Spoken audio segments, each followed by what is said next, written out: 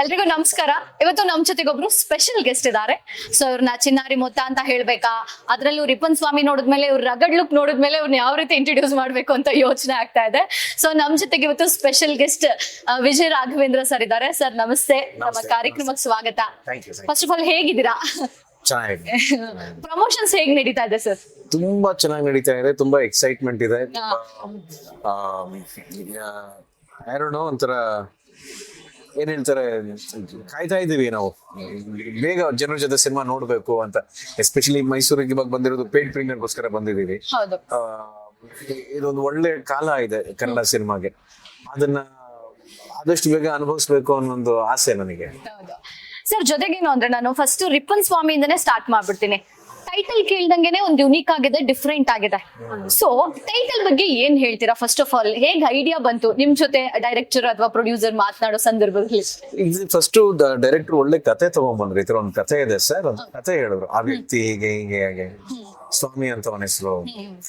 ಆಮೇಲೆ ಸಿನಿಮಾದಲ್ಲಿ ಸಣ್ಣದೊಂದು ಬ್ಯಾಕ್ ಸ್ಟೋರಿ ಬರುತ್ತೆ.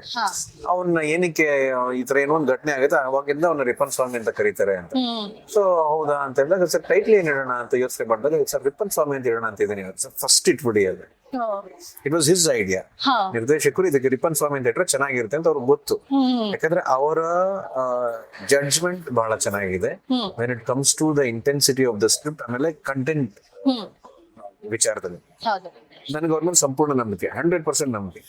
ಆಮೇಲೆ ಕೇಳಕ್ಕೂ ನೋಡಿ, ನೀವೇ ನೋಡಿದಾಗ ರಿಪನ್ ಸ್ವಾಮಿ, ಕೆಲವರು ರಿಬ್ಬನ್ ಸ್ವಾಮಿನ ಅಂತ ಕೇಳ್ತಾರೆ, ಗೊತ್ತಾಗಲ್ಲ ಕೇಳಿದ ತಕ್ಷಣ. ಸೊ ಅವಾಗ ಒಂದು ಟೈಟಲ್ ಬಗ್ಗೆ ಒಂದು ಚರ್ಚೆ ಆಗುತ್ತೆ. ಟೈಟ್ಲ್ಗೆ ತಕ್ಕ ಹಾಗೆ ಒಂದು ಕ್ಯಾರೆಕ್ಟರ್ ಫಸ್ಟ್ ಲುಕ್ ಮಾಡಿದ್ವಿ. ಅಂದ್ರೆ ಅದನ್ನ ಇದೇ ತರ ಮೇಕಪ್ ಹಾಕೊಳ್ದೆ ಇದ್ರೆ ಬೆಳಗ್ಗೆ ಇರ್ತೀವಿ, ಏನೇ ಮಾಡೋದು ಚಿನ್ನಾರಿ ಮುತ್ತ ತರ ಅಂದ್ಬಿಡ್ತಾರೆ. ಯಾಕಂದ್ರೆ ಜನರಿಗೆ ಅಷ್ಟು ಹತ್ರ ಆಗಿರೋ ಚಿನ್ನಾರಿ ಮುತ್ತ. That is given me life, that is still my life. ಆದ್ರೆ ಆಸ್ ಅನ್ ಆಕ್ಟರ್ ನಾನು ಈ ಒಂದು ಪಾತ್ರ ಅಂತಾಗ ನಿರ್ದೇಶಕರು ಏನ್ ಮಾಡಿದ್ರು, ಶೇವ್ ಇಳಿಸ್ಬೋಣ ಸರ್, ಸ್ವಲ್ಪ ಕಪ್ ಮಾಡೋಣ ಅಂತ ಹೇಳಿ ಅಷ್ಟೆಲ್ಲ ಮಾಡಿದ ರಿಸಲ್ಟೇ ರಿಪನ್ ಸ್ವಾಮಿ ಲುಕ್. ಹೌದು ಸರ್. ಜೊತೆಗೇನು ಅಂತಂದ್ರೆ ಈಗ ನೀವೇ ಹೇಳಿದ್ರಿ ಚಿನ್ನಾರಿ ಮುತ್ತ ಅಥವಾ ವಿಜಯ್ ರಾಘವೇಂದ್ರ ಅಂತ ಅಂದ್ರೆ ನಮ್ಗೆ ಈಗಲೇ ಮುಂಚೆಯಿಂದನೂ ಇರೋದು ಒಂದ್ ಚಾಕ್ಲೇಟ್ ಬಾಯ್, ಕ್ಯೂಟ್ನೆಸ್ ಇದೆ ಅಂತ. ಬಟ್ ಈ ಒಂದು ಸಿನಿಮಾದ ನಾವು ಟೀಸರ್ ಟ್ರೈಲರ್ ನೋಡಿದ್ಮೇಲೆ ಕಂಪ್ಲೀಟ್ ಆಪೋಸಿಟ್. ಸೊ ಅದು ನಿಮ್ಗೆ ಹೊಸ್ತು ಅಂತ ಅನ್ಸುತ್ತೆ. ಹೇಗಿತ್ತು ಆ ಎಕ್ಸ್ಪೀರಿಯನ್ಸ್ ಅಂತ? ಖಂಡಿತ ಹೊಸ್ತು. Sitaram Binoy case number 18, case of Kondanna, Marichi, Raghu, Kadda Chitra, ಈ ಎಲ್ಲಾ ಸಿನಿಮಾ ಮಾಡಿದಾಗ there was an ounce of grey shade. Grey shade ನಮ್ಗೆ ಏನಕ್ಕೆ ಅನ್ಸುತ್ತೆ ಅಂದ್ರೆ, ಮನುಷ್ಯ ಕೋಪ ಮಾಡ್ಕೊಂಡಾಗ ಇದೇ ವ್ಯಕ್ತಿ ಅಲ್ವಲ್ಲ, ಏನು ಸಡನ್ ಕೋಪ ಬರುತ್ತಲ್ಲ ಇವನಿಗೆ ಅಂತ ಅನ್ಸುತ್ತೆ. ಇನ್ ಕೆಲವರಲ್ಲಿ ಕೋಪ ಅನ್ನೋದು ಸ್ವಭಾವತಃ ಇರುತ್ತೆ, ಯಾವಾಗ್ಲೂ ಕೋಪದಲ್ಲಿ ಇರ್ತಾರೆ. ಅದು ಯಾಕೆ ಆತರ ಅನ್ನೋ ತರ, ಅದಕ್ಕೆ ಉತ್ತರ ರಿಪನ್ ಸ್ವಾಮಿ ಸಿನಿಮಾ. ಸೊ ಅವ್ರನ್ನ ಕಂಡ್ರೆ ನಮ್ಗೆ ಯಾರಿಗೂ ಹಿಡ್ಸಲ್ಲ. ಊರಲ್ಲಿ ಕೆಲವ್ರು ನೋಡಿರ್ತಾರೆ, ನೋಡಕ್ ಒಂಥರ ಇರ್ತಾನೆ, ಯಾವಾಗ್ಲೂ ಒಂಥರ ಏನಂತಾರೆ ಸಿಂಡ್ರಿಸ್ಕೊಂಡೇ ಇರ್ತಾನೆ, ಕೋಪದಲ್ಲೇ ಇರ್ತಾನೆ ಅಂತೀವಿ. ಆದ್ರೆ ಅವನು ಕೇಳಿದ್ರೆ ಅವ್ನು ಎಲ್ರು ಬೈತಾನೆ, ನನ್ ಮಕ್ಳ ನೀವ್ ಯಾರು ಸರಿ ಇಲ್ಲ ಅಂತಾನೆ. ಅವನ್ ಪಾಯಿಂಟ್ ಆಫ್ ವ್ಯೂ ಆತರ ಒಂದು ಪಾತ್ರ, ಒಂದು ನೆಗೆಟಿವ್ ಶೇಡ್ ಅಲ್ಲಿ ಮಾಡ್ಬೇಕು ಆಸ್ ಅನ್ ಆಕ್ಟರ್. ಅದನ್ನ ನಾನು ಸ್ವಲ್ಪ ಸ್ಟ್ರೆಚ್ ಮಾಡ್ಕೋಬೇಕು, I have to come out of the comfort zone ಅನ್ನೋ ಒಂದು ಹಂಬಲ ನನ್ನಲ್ಲಿ ಬಹಳ ಇತ್ತು. ಅದಕ್ಕೆ ಸರಿಯಾಗಿ ಈ ಕತೆ ಬಂತು, ಈ ಪಾತ್ರ ಬಂತು, ಮಾಡಿದ್ವಿ. ಓಕೆ ಸರ್, ಈಗ ಪರ್ಸನಲಿ ನೀವು ಇಷ್ಟು ಸಿನಿಮಾಗಳು ಒಂದು ತರ, ಇದು ಒಂದ್ಸಲ ಡಿಫ್ರೆಂಟ್ ಆಗಿದೆ. ವಿಜಯ್ ರಾಘವೇಂದ್ರ ಪರ್ಸನಲಿ ಎಷ್ಟು ರೆಡಿ ಆದ್ರು ಈ ಸಿನಿಮಾಗೋಸ್ಕರ ಅಂತ? ಆಕ್ಚುಲಿ ಏನಾಯ್ತು, ಕತೆ ಕೇಳಿದಾಗ ತುಂಬಾ ಎಕ್ಸೈಟ್ಮೆಂಟ್ ಇತ್ತು. ಈಗ ಈ ಪಾತ್ರ ಮಾಡ್ಬೇಕು, ಚೆನ್ನಾಗಿ ಮಾಡೋಣ, ಒಂದಷ್ಟು ಪ್ರಿಪರೇಷನ್ ಮಾಡೋಣ ಎಲ್ಲ. ಬಟ್ ಇದೇನಾಯ್ತು, ಅನ್ಫಾರ್ಚುನೇಟ್ಲಿ ನನಗೆ 2023 ಆಗಸ್ಟ್ ಅಲ್ಲಿ ನನಗೆ ಆ ಘಟನೆ ನಡೆದಾಗ, ನನ್ನ ಜೀವನದ ಘಟನೆ ನಡೆದಾಗ ಒಂಚೂರು ಹೆಚ್ಚು ಚಾಲೆಂಜಿಂಗ್ ಆಯ್ತು. ಯಾಕೆಂದ್ರೆ ಆ ಸಂದರ್ಭದಲ್ಲಿ ನಾನು ಹೆಚ್ಚು ನೋವಲ್ಲೇ ಇದ್ದೆ. ಬಟ್ ಈ ಪಾತ್ರಕ್ಕೆ ಬೇಕಾಗಿರೋ ಇಂಟೆನ್ಸಿಟಿ ಬೇರೆ. ಹ್ಯಾಸ್ ಟು ಬಿ ಸೀರಿಯಸ್ ಆಗಿರ್ಬೇಕು, ಕೋಪದಲ್ಲಿರ್ಬೇಕು, ಆದ್ರೆ ಹೆಚ್ಚು ದುಃಖ ಕಾಣಿಸ್ಬಾರದು. ಬಟ್ ಇಟ್ ವಾಸ್ ಆಬ್ವಿಯಸ್, ನನಗೆ ನನ್ನ ಪರಿಸ್ಥಿತಿ ಹಾಗಿದ್ದಿದ್ರಿಂದ ನಮ್ಮ ಡೈರೆಕ್ಟರ್ ಪಾಪ ಎಷ್ಟು ಪೇಷಂಟ್ ಆಗಿದ್ರು ನನ್ನ ಜೊತೆ ಅಂದ್ರೆ, he had given me so much time to prepare. ಪ್ರತಿ ಸೀನು ಮಾಡಿದಾಗ ನಾವ್ ಅದನ್ನ ರಿಹರ್ಸ್ ಮಾಡಿ ಇದ್ ಮಾಡೋಣ ಸರ್, ಇದೊಂದು ಸ್ವಲ್ಪ ಈ ತರ ಇದೆ, ಸ್ವಲ್ಪ ಟೈಮ್ ತಗೊಳ್ಳಿ ಸರ್ ಅಂತ ಟೈಮ್ ಕೊಟ್ಟು ಹಂತ ಹಂತವಾಗಿ ಇದನ್ನ ನಾವು ಈ ಕ್ಯಾರೆಕ್ಟರ್ ನ ಎಕ್ಸಿಕ್ಯೂಟ್ ಮಾಡಿದ್ದು.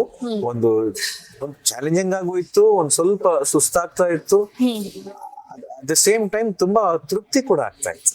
Lot of job satisfaction. Sir ಇವಾಗ ಜೊತೆಗೇನು ಅಂತ ಅಂದ್ರೆ ಬಹಳಷ್ಟು ಸಿನಿಮಾಗಳನ್ನ ಸೆಟ್ ಹಾಕಿ ಮುಗಿಸ್ತೀವಿ, ಬಟ್ ಆ ಪರಿಸರದ ಮಧ್ಯೆ ಆ ಮಲೆನಾಡು ಭಾಗದಲ್ಲಿ ಶೂಟಿಂಗ್ ಮಾಡುವಂತದ್ದು ಹೆಂಗೆ ಅಂದ್ರೆ ಬಹಳಷ್ಟು ಖುಷಿ ಕೊಡುತ್ತೆ. ಸೊ ನಿಮ್ಗೆ ಆ ಎಕ್ಸ್ಪೀರಿಯನ್ಸ್ ಹೇಗಿತ್ತು ಅಂತ? ಬಹಳ ಅದ್ಭುತವಾಗಿತ್ತು. ನಾವು ಮಾಲ್ಗುಡಿ ಡೇಸ್ ಮಾಡಿದಾಗ್ಲೇ ಹಾ. ಮಲೆನಾಡಲ್ಲೇ ಹೆಚ್ಚು ಶೂಟಿಂಗ್ ಮಾಡಿದ್ದು. ಹೌದು.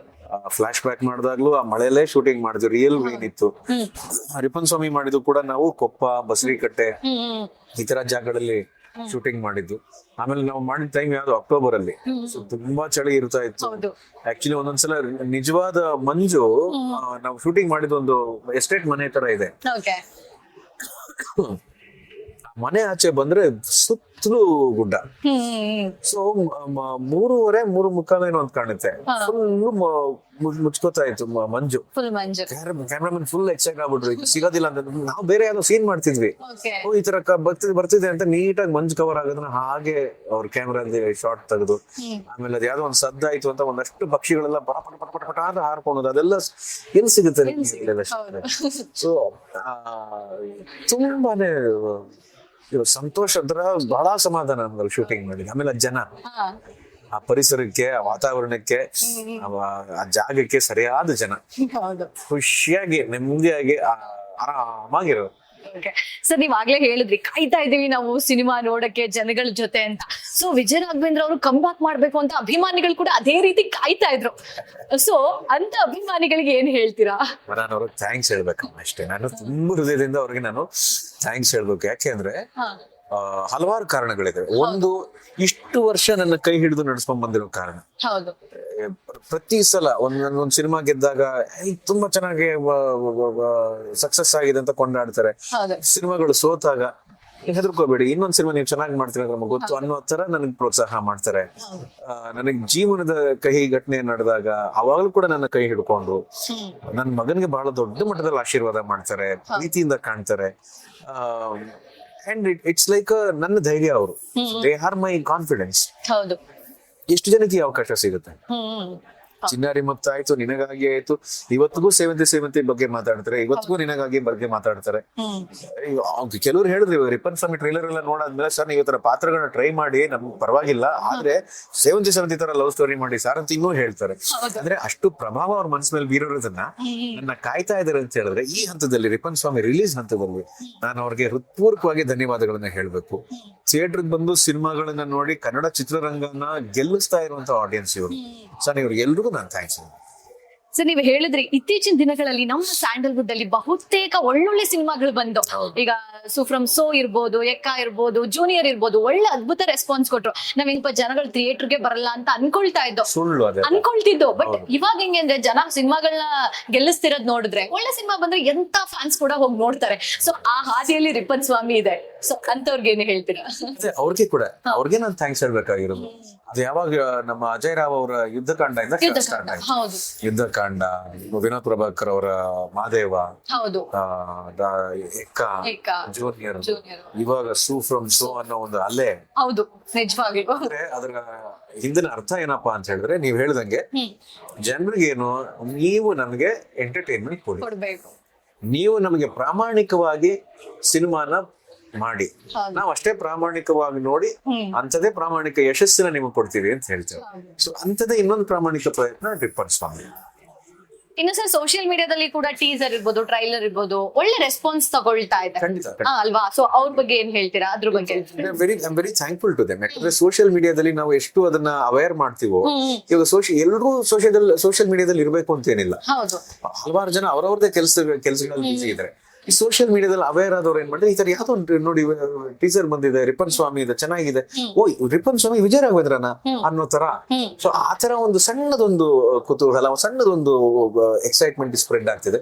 ಸೊ ನಾನು ನಮ್ಮ ಎಲ್ಲ ಸೋಷಿಯಲ್ ಮೀಡಿಯಾ ಸ್ನೇಹಿತರಿಗೆ ಇಂಥ ಹಿತಕರವಾದಂತ ವಿಚಾರಗಳನ್ನ ಹೆಚ್ಚು ಸ್ಪ್ರೆಡ್ ಮಾಡಿ ಅಂತ ನಾನು ಅವ್ರ ಕಳೆಯಾಗಿ ಬೇಡ್ಕೊಡ್ತೀನಿ. ಖಂಡಿತ ಸರ್. ಈಗ ಇತ್ತೀಚಿನ ದಿನಗಳೇನಂದ್ರೆ, ಈಗ ಒಂದ್ ಸಿನಿಮಾ ಮಾಡಿ ಮುಗಿಸ್ಬಿಡ್ತೀವಿ, ಬಟ್ ಅದನ್ನ ಜನರಿಗೆ ತಲುಪಿಸೋದಿದೆಯಲ್ಲ, ಅದು ಇನ್ನೊಂದು ಹಂತದ ಟಾಸ್ಕ್ ಅಂತ ಹೇಳ್ಬೋದು.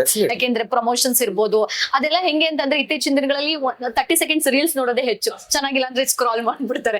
ಸೊ ಆ ರೀತಿ ಪ್ರಮೋಷನ್ಸ್ ಯಾವ ತರ ಏನಾದ್ರು ಡಿಫ್ರೆಂಟ್ ಆಗಿ ಪ್ಲಾನ್ ಮಾಡ್ತಾ ಇದ್ದೀರಾ? ಈಗ ಮೊನ್ನೆ ಕೂಡ ಬ್ಯಾಂಗ್ಳೂರಲ್ಲಿ ಟೀಸರ್ ಎಲ್ಲ ಲಾಂಚ್ ಮಾಡಿದ್ರಿ.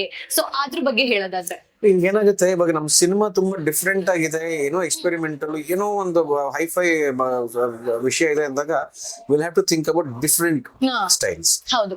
Ripon Swamy is a simple plain ಮಲೆನಾಡಿನ ನಮ್ಮ ಮಣ್ಣಿನ ಕಥೆ. ಇದನ್ನ ನಾವ್ ಎಷ್ಟು ಸಿಂಪಲ್ ಆಗಿ, ಎಷ್ಟು ಡೈರೆಕ್ಟ್ ಆಗಿ, ಎಷ್ಟು ಏನ್ ಹೇಳ್ತಾರೆ, ಎಷ್ಟು ಹಂಬಲ್ ಆಗಿ ಪ್ರೆಸೆಂಟ್ ಮಾಡ್ತೀವಿ, ಅಷ್ಟು ಸಿನಿಮಾಗೆ ಹೆಲ್ಪ್ ಆಗುತ್ತೆ. ನಾವು ನಮ್ಮ ಪ್ರಯತ್ನ ಇಷ್ಟೇ, ಆದಷ್ಟು ಜನರನ್ನ ರೀಚ್ ಆಗ್ಬೇಕು. ಇದು ರಿಲೀಸ್ ಆಗೋದಕ್ಕಿಂತ ಮುಂಚೆ ಜನರಿಗೆ ಈ ಸಿನಿಮಾ ಬಗ್ಗೆ ಗೊತ್ತಾಗ್ಬೇಕು ಅನ್ನೋ ಕಾರಣಕ್ಕೆ ಈ ಪೇಡ್ ಪ್ರೀಮಿಯರ್ ನ ಮಾಡ್ತಾ ಇರೋದು. ತುಂಬಾ ಖುಷಿ ಆಗ್ತದೆ. ಸರ್, ಇನ್ನೊಂದೇನಂದ್ರೆ ನಾನು ತುಂಬಾ ಸಿನಿಮಾ ಬಗ್ಗೆ ಕೇಳಿದ್ದು, ಈಗ ನಾವ್ ಯಾವ್ದೇ ಒಂದು ಪೋಸ್ಟರ್ ಅಲ್ಲಿ ಇರ್ಲಿ, ಸ್ವತಃ ಟೀ ಶರ್ಟ್ ಅಲ್ಲಿ ನೋಡಿ ರೆಡ್ ಫ್ಲಾಗ್ ಅನ್ನೋದು ಒಂದಿದೆ.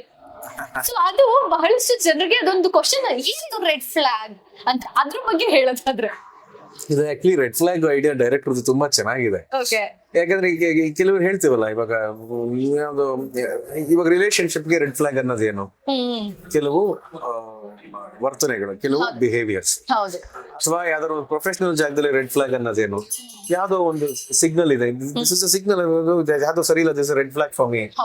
So Rippan Swamy is a red flag. ಅಂದ್ರೆ ಅವ್ನ್ ಏನ್ ಅರ್ಥ ಮಾಡ್ಕೋಬೇಕು, ನಾವು ಹೀಗಿರಬಾರ್ದು, ಹೀಗಿದ್ರೆ ಇದು ಪರಿಣಾಮ ಆಗುತ್ತೆ, ಅಥವಾ ಇದನ್ನ ನೋಡಿ ನಾವೇನೋ ಕಲ್ತ್ಕೋಬೇಕು, ನಾವು ಸ್ವಲ್ಪ ಎಚ್ಚರಿಕೆಯಿಂದ ಇರ್ಬೇಕು. ಅದು ಸಮಾಜಕ್ಕೂ ಆಗ್ಬೋದು, ವ್ಯಕ್ತಿಗೂ ಆಗ್ಬೋದು, ವ್ಯಕ್ತಿಯಲ್ಲಿರೋ ಭಾವನೆಗಳಿಗೂ ಆಗ್ಬೋದು. ಓಕೆ ಸರ್, ಇವಾಗ ನೀವು ಕಮ್ ಬ್ಯಾಕ್ ಆಗ್ತಿರೋದು, ಈಗ ಹಬ್ಬ ಬರ್ತಾ ಇದೆ ಮುಂದೆ, ಗೌರಿ ಗಣೇಶ ಹಬ್ಬ, ಆ ಸಂದರ್ಭದಲ್ಲೇ ಸಿನಿಮಾ ಕೂಡ ರಿಲೀಸ್ ಆಗ್ತಾ ಇದೆ. ಸೊ ಅದ್ರ ಬಗ್ಗೆ ಏನ್ ಹೇಳ್ತೀರಾ? ಆ ಹಬ್ಬಕ್ಕೂ ಈ ಸಿನಿಮಾಗೂ ಏನಾದ್ರು ಕನೆಕ್ಷನ್ಸ್? ರಿಪ್ಪನ್ ಸ್ವಾಮಿಗೂ ಅಂದ್ರೆ ನಿಮಗೆ ಎಷ್ಟು ಖುಷಿ ಕೊಡುತ್ತೆ ಹಬ್ಬದ ಟೈಮಲ್ಲಿ ರಿಲೀಸ್ ಆಗ್ತಾ ಇರೋದು ಅಂತ? ನಂಗೆ ಆಕ್ಚುಲಿ ಗಣೇಶ ಹಬ್ಬ ಬಂದಾಗ ನನ್ಗೆ ನಾಸ್ಟಾಲಜಿಕ್ಕೆ ಜಾಸ್ತಿ ಆಗೋದು. ಯಾಕಂದ್ರೆ ವಿನಾಯಕ ಗೆಳೆಯರ ಬಳಗ ಅನ್ನೋ ಸಿನಿಮಾ ಮಾಡಿದ್ರೆ, ಅದು ಗಣೇಶ ಹಬ್ಬದ ಟೈಮಲ್ಲಿ ರಿಲೀಸ್ ಮಾಡಿದ್ವಿ. ಅದಕ್ ಮುಂಚೆ ಗಣೇಶ ಮತ್ತೆ ಬಂದ ಅಂತ ಸಿನಿಮಾ ಮಾಡಿದ್ದೆ, ಅದನ್ನು ಕೂಡ ಗಣೇಶ ಹಬ್ಬ, ಆಲ್ಮೋಸ್ಟ್ ಗಣೇಶ ಹಬ್ಬದ ಟೈಮಲ್ಲಿ ರಿಲೀಸ್ ಆಗಿರ್ತದೆ. ಗಣೇಶ ಹಬ್ಬ ಅಂದ್ರೆ ಎಲ್ರಿಗೂ ಅದೊಂದು ಸಡಗರ, ಎಲ್ರು ಗಣೇಶ ಹಬ್ಬದಲ್ಲಿ ಬ್ಯುಸಿ ಆಗಿರ್ತಾರೆ. ಆಮೇಲೆ ಮೊದಲನೇ ದಿನ ಪೂಜೆ ಎಲ್ಲ ಆದ ತಕ್ಷಣ ನೆಕ್ಸ್ಟ್ ಎಂಟರ್ಟೈನ್ಮೆಂಟ್ ಏನಾರ ಮಾಡ್ಬೇಕಲ್ಲ, ಸಿನಿಮಾಗಳು ಹಾಡುಗಳನ್ನ ಕೇಳ್ತಾರೆ, ಬೇರೆ ಬೇರೆ ಜಾಗಗಳಲ್ಲಿ ಸಿನಿಮಾದ ಹಾಡುಗಳು, ಸಿನಿಮಾನ ಕೊಂಡಾಡ್ತಾರೆ. ಸೊ ಇಂಥ ಸಂದರ್ಭದಲ್ಲಿ ನಾವು ರಿಲೀಸ್ ಮಾಡ್ತಿರೋದು, ನಮ್ಮ ವಿಘ್ನಗಳನ್ನೆಲ್ಲ ನಿವಾರಿಸಿ ಒಳ್ಳೇದ್ ಮಾಡಪ್ಪ ಗಣಪ ಅಂತ ನಾನು ಗಣೇಶನಿಗೆ ಪ್ರಾರ್ಥಿಸೋ ಸಮಯ. ಓಕೆ ಸರ್, ಇನ್ನು ಕೊನೆಯದಾಗಿ ಒಳ್ಳೆ ತಾರಾಗಣ ಇದೆ ಮೂವಿಲಿ, ಹೀರೋಯಿನ್ ಆಗಿರ್ಬೋದು ಅಥವಾ ಎಲ್ಲರ ಕ್ಯಾರೆಕ್ಟರ್ ವಿಭಿನ್ನವಾಗಿದೆ. ಸೊ ಅವ್ರ ಬಗ್ಗೆ ವರ್ಕ್ ಮಾಡಿದ ಬಗ್ಗೆ ಹೇಳೋದಾದ್ರೆ? ಚೆನ್ನಾಗಿತ್ತು. ನನಗೆ ಬಹಳ ಎಕ್ಸ್ಪೀರಿಯನ್ಸ್ ಆಗಿರುವಂತ ಯಮುನಾ ಶ್ರೀನಿಧಿ ಮೇಡಮ್ ಇದಾರೆ, ಪ್ರಕಾಶ್ ತುಮಿನಾಡ್ ಸರ್ ಇದಾರೆ, ವಜ್ರಧೀರ್ ಜೈನ್ ಸರ್ ಇದಾರೆ, ಜೊತೆಗೆ ಅಶ್ವಿನಿ ಚಂದ್ರಶೇಖರ್ ಅಂತ ಅವರು ತಮಿಳಲ್ಲಿ ಕೆಲವು ಸಿನಿಮಾಗಳನ್ನ ಮಾಡಿದ್ರು. ನಮ್ಮ ಶಿವಮೊಗ್ಗದವ್ರೆ, ಅವರು ಒಂದು ಮಲೆನಾಡಿನ ಹುಡುಗಿ ತರ ಬಹಳ ಆಪ್ಟ್ ಆಗಿ ಕಾಣ್ತಾರೆ ಕ್ಯಾರೆಕ್ಟರ್ಗೆ, ಅವ್ರ ಜೊತೆ ಆಕ್ಟ್ ಮಾಡಿದ್ದು. ನೀವೆಲ್ಲವೂ ಕೂಡ ಬಹಳ ಖುಷಿ ಕೊಡ್ತಾ. ಆಮೇಲೆ all these are learning process. ನಾವು ಸಿನಿಮಾ ಮಾಡಿದ್ರು ಸಹ ಕೆಲವು ಕಲಾವಿದರ ಜೊತೆ ಕೆಲಸ ಮಾಡ್ಬೇಕಾದ್ರೆ ಸುಮಾರು ವಿಚಾರನ ಕಲಿತೀವಿ ನಾವು. ಸೊ ಆ ಒಂದು ದೃಷ್ಟಿಲಿ ನನಗೆ Rippan Swamy has also been a learning process. Sir, ಈಗ ಇನ್ನ ಕೊನೆಯದಾಗಿ ಎಲ್ರಿಗೂ 2.5 ಗಂಟೆ ಅಥವಾ 3 ಗಂಟೆ ಬಂದು ಸಿನಿಮಾ ನೋಡ್ಬೇಕು ಅಂತ ಅಂದ್ರೆ ಸಾರ್ವಜನಿಕರು ಅಥವಾ ಪ್ರೇಕ್ಷಕರು ಯಾಕೆ ನೋಡ್ಬೇಕು ಅಲ್ವಾ? ಪ್ರಶ್ನೆ ಈ ಪ್ರಶ್ನೆ ಕೇಳಿದಾಗೆಲ್ಲ ನಗು ಬರುತ್ತೆ ನನಗೆ. ನಿಜ, ನಮಗೆ ನಗು ಬರುತ್ತೆ. ಯಾಕೆ ನೋಡ್ಬೇಕು, ಯಾಕೆ ನೋಡ್ಬೇಕು ಸಿನಿಮಾ, ಯಾಕೆ ನೋಡ್ಬೇಕು, ಅದೇ ಯಾಕೆ ಖುಷಿ ಆಗ್ಬೇಕು, ಯಾಕೆ ಅನ್ನೋ ತರ ಆಗ್ಬಿಡುತ್ತೆ ಅದು. ಬಟ್ ಸ್ಟಿಲ್ ಇಟ್ ಹೋಲ್ಡ್ಸ್, ಅದಕ್ಕೆ ಒಂದು ಜಸ್ಟಿಫಿಕೇಶನ್ ಇದೆ. ಯಾಕಂದ್ರೆ ಹೌದು, ಎಲ್ಲ ಸಿನಿಮಾನು ಬರುತ್ತೆ, ಎಲ್ಲ ಸಿನಿಮಾದಲ್ಲೂ ಮನೋರಂಜನೆ ಇಲ್ಲ ಇದೆಯಾ ಅಂತ ಕೇಳ್ತಾರೆ. ಅಷ್ಟು ನಿಷ್ಠುರವಾಗಿದ್ದಾರೆ, ನಿಷ್ಠುರವಾಗಿ ಇರ್ಬೇಕು. ಯಾಕೆಂದ್ರೆ ಎಂಟರ್ಟೈನ್ಮೆಂಟ್ ನ ಒಂದು ಪ್ರವಾಹ ಇದೆಯಲ್ಲ, ಅದು ಅಷ್ಟ್ರ ಮಟ್ಟಿಗೆ ಆಗ್ಬಿಟ್ಟು, ನೀವು ಆಗ್ಲೇ ಸತ್ಯ ಹೇಳಿದ್ರಿ, 30 seconds ರೀಲ್ ನೋಡಿ ಸ್ವೈಪ್ ಮಾಡ್ತಾ ಇರ್ತಾರೆ. ಸೊ ಅಟೆನ್ಷನ್ ಸ್ಪಾನ್ ಅಷ್ಟು ಕಡಿಮೆ ಆಗ್ಬಿಟ್ಟಿದೆ. But the same time I look at the positive side of it. ಏನ್ ಪಾಸಿಟಿವ್ ಸೈಡ್? ಈ ಸಣ್ಣ ವಿಡಿಯೋ ನೋಡಿ ಸುಸ್ತಾಗ್ಬಿಟ್ಟು ಬಿಟ್ಬಿಡುತ್ತೆ. Let me get some real entertainment. ನಾನೊಂದು ನಿಜವಾದ ಸಿನಿಮಾ ನೋಡ್ಬೇಕು, ನಿಜವಾದ ಎಂಟರ್ಟೈನ್ಮೆಂಟ್ ನಾನು ಪಡ್ಕೋಬೇಕು ಅಂದಾಗ ಆ ಒಂದು ವಿಚಾರದಲ್ಲಿ ನಾನು ಹೇಳ್ತಿರೋದು, ರಿಪ್ಪನ್ ಸ್ವಾಮಿಯಲ್ಲಿ ನಿಮ್ಗೆ ಮನೋರಂಜನೆ ಇದೆ. ಅಂದ್ರೆ just because there is crime, just because there is violence, it is not entertainment. ಒಂದು ಸಿನಿಮಾ ನೋಡುವಂತ ಎಂಟರ್ಟೈನ್ಮೆಂಟ್. ಕೆಲವು ಸಿನಿಮಾಗಳನ್ನ ನೋಡಿ ಏನಾರು ಒಂದು ನಾವು ಸಂದೇಶ ಅನ್ನೋದು ಸಿಗುತ್ತೆ. ಕೆಲವು ಸಿನಿಮಾಗಳು pure entertainment. You watch it for the entertainment sake of. ಜನರಿಗೆ ಇವಾಗ ಕ್ರೈಮ್ ಥ್ರಿಲ್ಲರ್ ಅನ್ನೋದು ಒಂದು ಜಾನ್ರ, ಒಂದು ಇಂಟ್ರೆಸ್ಟಿಂಗ್ ವಿಚಾರ ಆಗುತ್ತೆ ಅವ್ರಿಗೆ. ಯಾವ ತರ ತೆಗ್ದಿರ್ತಾರೆ, ಅದೆಷ್ಟು ಮಟ್ಟಿಗೆ ಅವರು ಕ್ಯಾರೆಕ್ಟರ್ ನ ಪ್ರೆಸೆಂಟ್ ಮಾಡಿದ್ದಾರೆ ಅಂತ. ಸೊ ಎಲ್ಲವನ್ನು ಸೂಕ್ಷ್ಮವಾಗಿ ಗಮನಿಸ್ತಾ ಇದ್ದಾರೆ ಆಡಿಯನ್ಸ್. ಸೊ ಅವರ ಗಮನಕ್ಕೆ ಇಂತ ಒಂದು ಸಿನಿಮಾ ಬಂದಿದೆ ಅಂತ ಹೇಳ್ಕೊಳ್ಳೋದ್ರಲ್ಲೇ ನಮಗೆ ಹೆಮ್ಮೆ. ಖಂಡಿತ ಖಂಡಿತ ಸರ್, ಒಳ್ಳೇದಾಗ್ಲಿ, ಒಳ್ಳೆ ಸಕ್ಸಸ್ ಕಾಣ್ಲಿ ಮೂವಿ Thank ಅಂತ you so much. ಹೇಳ್ತೀವಿ. Thank you so much Thank you sir. so much. So ಇದೇ ಆಗಸ್ಟ್ 29ಕ್ಕೆ ರಿಪ್ಪನ್ ಸ್ವಾಮಿ ತೆರೆ ಕಾಣ್ತಾ ಇದೆ. ಎಲ್ರು ನಿಮ್ಮ ಹತ್ತಿರದ ಚಿತ್ರಮಂದಿರಗಳಿಗೆ ಹೋಗಿ ಕನ್ನಡ ಸಿನಿಮಾಗಳನ್ನ ನೋಡಿ ಹರಸಿ ಹಾರೈಸಿ.